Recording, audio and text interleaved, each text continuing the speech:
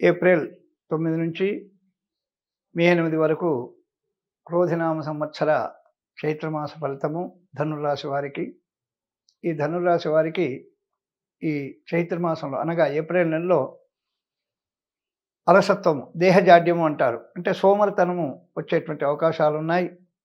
ఎక్కువగా వీరికి మనోవిచారం ఉంటుంది.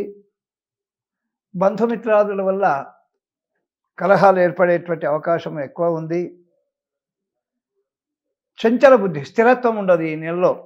ఈ ఏప్రిల్ నెలలో వీరికి స్థిరత్వం ఉండదు మొత్తం మీద.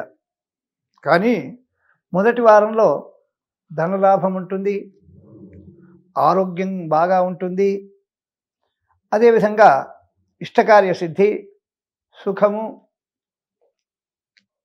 ఉద్యోగస్తులకు, విద్యార్థులకు, వ్యాపారస్తులకు శుభఫలితాలు మెండుగా ఉన్నాయి. వస్తుప్రాప్తి ఉంటుంది. నూతన వస్తువులు కానీ, నూతనంగా ఏవైనా వాహనం కానీ, నూతన వస్తువును కానీ కొనేటువంటి అవకాశం వీరికి మొదటి వారంలో ఉంది. రెండవ వారంలో తాము చేసేటువంటి వృత్తిలో అభివృద్ధి, ధనలాభము, కీర్తి, తీర్థయాత్ర ప్రయాణము, బంధుమిత్ర సమాగమనము, దేవాలయ సందర్శనము, ఆధ్యాత్మిక కార్యక్రమాలలో పాల్గొనేటువంటి అవకాశము రెండవ వారంలో వీరికి మెండుగా ఉంది.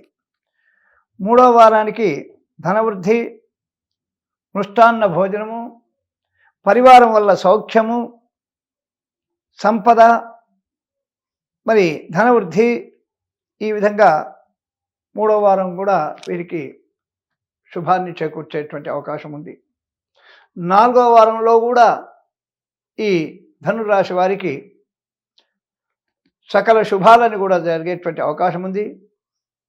వీరు ఈ వారంలో అంటే ఈ నెలలో గోవుకు అంటే ఆవుకు తమ చేతనైనంత వరకు పచ్చిగడ్డి కానివ్వండి, శనగలు కానివ్వండి, బెల్లం కానివ్వండి, ఏవైనా పళ్ళు కానివ్వండి ఆవుకు పెట్టినట్టయితే ఆ గో అనుగ్రహం అంటే గోపాలుడు ఎవరు? శ్రీకృష్ణ పరమాత్మ. ఆ గోవుకు ఏది పెట్టినా, ఆహారం పెట్టినట్టయితే ఆ గోవు సంతోషిస్తుంది. ఆ గోపాలకుడైనటువంటి శ్రీకృష్ణ పరమాత్మ సంతోషించి ఇంకా ఇంకా మెండుగా శుభ సూచనలు, శుభ ఫలితాలు ఇచ్చేటువంటి అవకాశము ధనురాశి వారికి మెండుగా ఉంది. శుభం భూయాత్.